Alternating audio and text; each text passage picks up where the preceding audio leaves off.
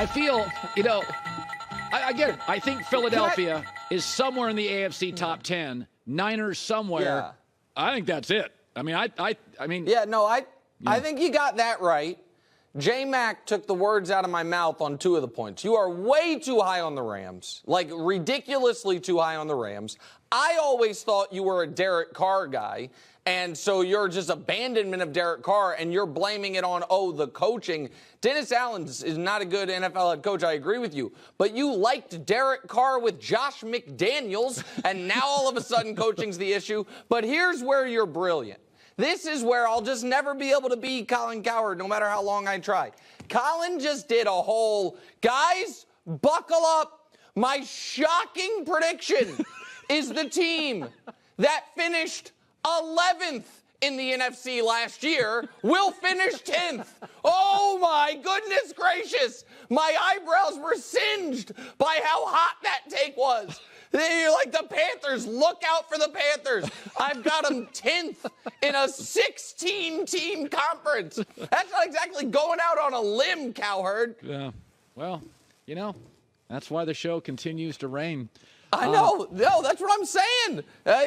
You're just the best. It's just I was wrapped with attention. Like, who's he going to have there? And then it's like, okay, yeah, makes sense. Go ahead. Okay, people I respect, you being one of them, think the Lakers are a good matchup. But I said yesterday, in the playoffs, you really see this.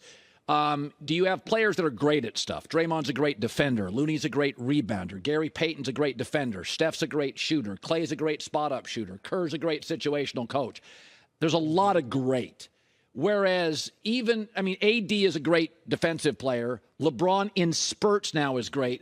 But, boy, it's a bunch of D'Angelo Russells and Malik Beasley and Jared Vanderbilt. I don't see, at LeBron's age, enough great here. I think it's a quick Warriors series. What say you? Quick is so okay. You've now gone too far. Before I even answer this, I must address the elephant in the room, which is Sunday. I'm sitting on my couch. We are not 8 minutes removed from Steph Curry figuratively lighting his own beam and dispatching of my beloved Kings. And my phone starts buzzing, and I look down, and it's Colin Cowherd's face on my caller ID. And I was so disgusted, I hit the bleep you button, not answering that, and text him. I'm not emotionally prepared for this conversation. Listen, Colin and I talk often, but it's not like we talk every day. And that phone call, while he couched it in, I have this amazing take you want to hear, what the phone call actually was about was a victory lap because his Warriors beat my Kings. Yeah. So I am on this show only in protest, only out of my loyalty to FS1 and this network. Because you and I are done personally. This is a professional relationship only until the Lakers dispatch of the Warriors, which they will. So let me explain why I disagree with you on this series. First of all, since the All-Star break, the Lakers have the best record in the NBA. Second of all, I think you and I are looking at this differently. You're right. The Warriors have a handful of guys that do individual things well. I am more interested in how many guys do you have that are two-way players. And Payton, you're right, is an excellent defender, but a 0 on offense. Looney is an excellent rebounder, but a 0 on everything else. Draymond is one of the best defenders ever, and occasionally, at this point in his career, is an offensive asset, but sometimes he just kills your spacing. And then you have Steph, one of the greatest players in the history of the game in offense unto himself. What is most interesting about this series, Colin, is this. It is going to be a culture shock for both teams. So the Lakers are going to have to instantly adjust from going up against the worst shooting team in the playoffs to the best shooting team in the playoffs. How quickly can they adjust? The Warriors are going to have to instantly adjust from going up against the worst defensive team in the playoffs to the best defensive team in the playoffs. But the Lakers' size, strength, and power, I think, is too much. I also think that the Warriors having to go 7 games, and now this series being every other day, is a huge benefit for the Lakers in Game 1, where they steal home court advantage tonight. And I think this series goes with the exact same beats as the Memphis series. The Lakers win game 1 and go undefeated at home in games 3, 4, and 6. And so I disagree with you on that. I give the Warriors credit, but I think it should be noted that in a game where the Kings' best player clearly was not himself with the broken finger, as I told you was going to happen, he couldn't dribble the ball. Once again, they got nothing from Herter. They get nothing from Barnes. They get nothing from Davion Mitchell. It took one of the greatest games of Steph Curry's life to put that game away. I think the Lakers are the better team. I think they're the more physical team. And I think Anthony Davis, coming off the best defensive series of his life, is going to be the best player on the court in this series. Well, he's going to be the most impactful player on the court. Steph, I'm not disrespecting what Steph's done. All right, before we get to Philadelphia, Boston, I said earlier, I have no problem saying that Steph is one of the most influential players in basketball history, the best point guard, the best shooter, the best leader, arguably in history. Many don't. We can argue top 10, top 15, whatever. But I offered this to the audience. A UFO lands, or somebody that's never seen basketball, and you could do this with art and music, and say, what does basketball look like? And you would say, I'm going to give you 7 players, all great, all unique, and it will describe the beauty and the majesty of basketball. And they would be Kareem, Jordan, LeBron, Steph, Magic, Bird, and Shaq. And the 2 big men were different. One was stoic, had a great unstoppable shot. The other was wildly dynamic as a personality, Shaq, and could run the floor in his prime. Those 7. Kobe is just MJ light. KD and Dirk play too similarly. I don't know where Steph fits all time. But I don't care if somebody lands off a UFO and you said, describe music. I'd say, here's Beethoven, here's the Beatles, here's Beyonce. I'd give you 7 different styles, all unique and great. And it would give you a sense of what music can be. Probably Prince is in there as well. What do you make of this? That I don't know how to classify Steph, but he is in a group, the 7 Wonders, that I think he has to be included in this group. So I agree with you entirely, and I took a slightly different tact on this yesterday, which is if all of American history were distilled down into one book, and the NBA got 1 page of that book, who are the people who have to be included in order to accurately tell the story of the entire story of the league in 1 page?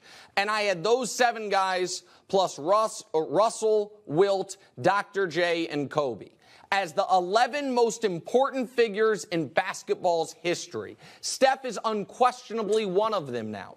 And when it comes to all-time rankings, here is the hang-up for Steph.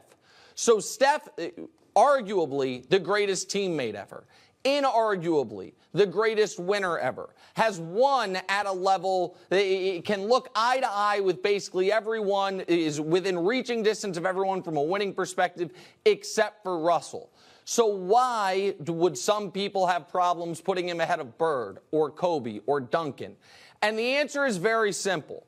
Steph, for how brilliant he's been, if you look at his career, as far as first-team All-NBAs, as far as top 5 MVP finishes, has only had 4 historic seasons. He has 4 first-team All-NBAs. He has 4 top 5 MVP finishes.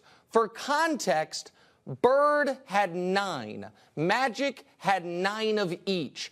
Duncan had 10 first-team All-NBAs and 9 top 5 MVP finishes. Kobe had, I think, 12 first-team All-NBAs and 11 top 5 MVP finishes. So it's really a question of what are you valuing? Because as far as totality of great seasons, Steph does not measure up with those people. A lot of people have him jumping. As far as individual impact, he is one of the 7 or 8 most impactful players I've ever seen. And here's the last wrinkle of it for Steph, Colin. Because he is an offense unto himself just by virtue of existing, because just by having him on the court, you instill a level of panic and in the defense and spacing in your offense that is immensely valuable. If he wants to keep playing into his late 30s, early 40s, he will be able to. He won't be able to get to the basket, he won't be able to do all those things, but he will be a valuable player for essentially ever if he wants to. And that's where he can really climb the record books. We could talk about Harden. It does feel like an outlier. He averaged 17 a game and shot 34% against Brooklyn. He just had a great night. There was real clarity with no Embiid. James knew, it's me and Maxey. We got to get us past Boston. Whereas Boston, late in the game, didn't know what the hell to do with Tatum. He had 4 shots in the quarter. That was one fewer than Malcolm Brogdon. So they were a mess. But it does point to something that you've been on for years. I have liked the mission and the ascension of Boston, but I think we've hit a point. And the point is, okay, we probably have a coach who's not as good as last year's coach. Tatum is what he is. I watched old man Harden, old man LeBron against Memphis, old man Steph say, I'm taking the game over. Tatum's last 3 possessions, last 4. Marcus Smart's taking the ball late. Where are we with Boston? Like I do think you gotta shake this thing up if they don't win a title. Don't you? Well, if they don't win this series, there's going to be some very, very difficult questions to answer. They went into last night's game plus 125 to win the title. Almost even money to win the title. We're in round 2. They were minus 580 for the series.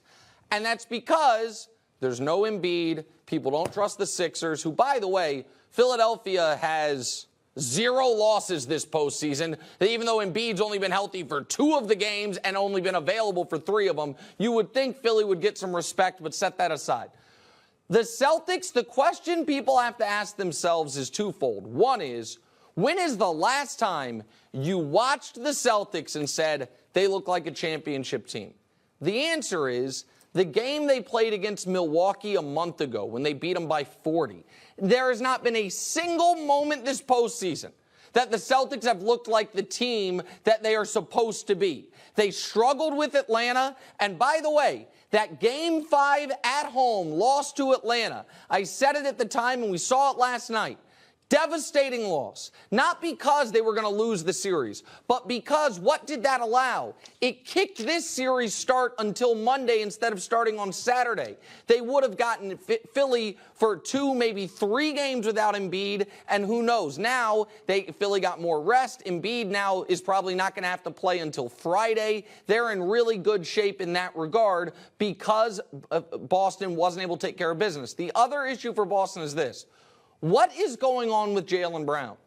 He was 6 of 7 in the first quarter. He finished 8 of 10. That means he took 3 shots the rest of the game. Yep. He also has this cut on his shooting hand that he got from picking up a broken vase. Okay. Also, in yesterday's press conference, he talked about at the end of the game he wanted to run, but he looked around and his teammates weren't running with him, and he needed people to be running with him. He's given 2 very interesting interviews, one with The Ringer, one with the New York Times, about issues in Boston and clearly being upset about how he is perpetually in trade rumors. I say all that to say this. If they win the title, he's going to be All-NBA probably this year. They give him the Supermax, everything's happy. If they lose in round 2 to a Sixers team that isn't fully whole, I think there are very difficult questions to answer in Boston, and my guess is the Jaylen Brown future becomes one of them. Yeah, no, he'd have a great market. He plays on both ends. He still feels like he gets better, a little better every year. Yeah. Nick Wright. First things first, we have now only a professional relationship. I'll have to live with that. No, only. Maybe I'll it's only. Colin calls me. He's like, listen to this take. How about this? All this stuff. And it's just needling me. It's just about the Warriors beating the Kings. That's all it was about. Well, you tried to pretend it wasn't. It was outrageous. So I'm just letting you know right now. Yeah. I am going to FaceTime you and potentially record when the Lakers knock out the Warriors. And you're going to be a couple vodka sodas deep and very teary-eyed. I know it. It'll be more than a couple. Nick Wright, first things first. Good seeing you, bud. Hi, everybody. Thanks for watching. Subscribe here to get the latest from the show. Also, be sure to check out more of the best clips from The Herd or go watch a few segments from other shows on FS1.